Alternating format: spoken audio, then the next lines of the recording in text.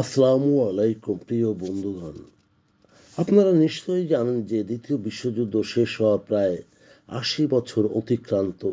এই দীর্ঘ সময়ে বিশ্বযুদ্ধ তুলনামূলকভাবে বড় ধরনের বৈশ্বিক যুদ্ধে এগিয়ে যেতে পারলেও বর্তমান বাস্তবতা ক্রমেই উদ্বেগজনক হয়ে উঠেছে। সাম্প্রতিক বছরগুলিতে আন্তর্জাতিক অঙ্গনে সংঘাতের সংখ্যা তীব্রতা স্পষ্টভাবে বৃদ্ধি পেয়েছে, যা আগামীতে বৈশ্বিক স্থিতিশীলতার জন্য হুমকি তৈরি করছে। একদিকে ইউক্রেন যুদ্ধ, অন্যদিকে মধ্যপ্রাচ্যের চলমান উত্তেজনা, দক্ষিণ চীন সাগর ও তাইওয়ান ঘিরে চীন যুক্তরাষ্ট্র দ্বন্দ্ব, সব মিলিয়ে বিশ্বব্যাপী রাজনীতি এখন একাধিক বিস্ফোরণ প্রবণ ফ্ল্যাশ পয়েন্টে ভরা। বিশেষ উদ্বেগের বিষয় হলো এসব অঞ্চলের সঙ্গে জড়িত অনেক রাষ্ট্রই পারমাণবিক শক্তির অধিকারী। ফলে যে কোনো ভুল হিসাব বা ভুল বার্তা বা আকস্মিক সংঘর্ষ দ্রুত বড় ধরনের যুদ্ধে রূপ নিতে পারে।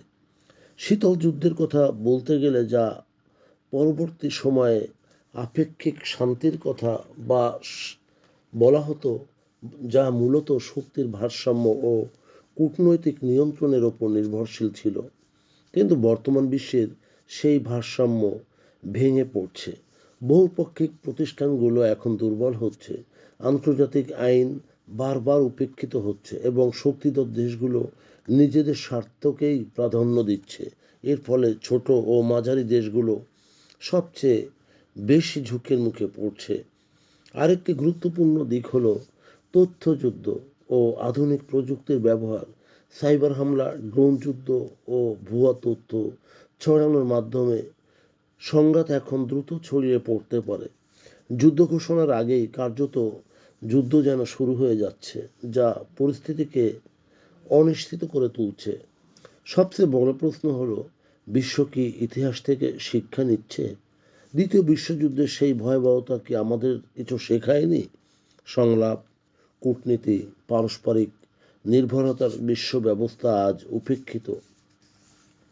যদি এই প্রবণতা চলে, নিশ্চিত আমরা এক সংকটাপন্ন আগামীর দিকে যাব, যা এখন আর যুদ্ধ ঝুঁকি বলে তখন কিছু থাকবে না। বাস্তবে এক মহাপ্রলয় শুরু হবে এক বড় ধরনের যুদ্ধ। প্রিয় বন্ধুগণ, যদি আমাদের এই তথ্য গল্প আপনার ভালো লাগে তাহলে লাইক এবং শেয়ার দিন, এবং আজ আমাদের সঙ্গে থাকার জন্যে ধন্যবাদ। আমাদের ফলো দিন এবং সাবস্ক্রাইব করুন।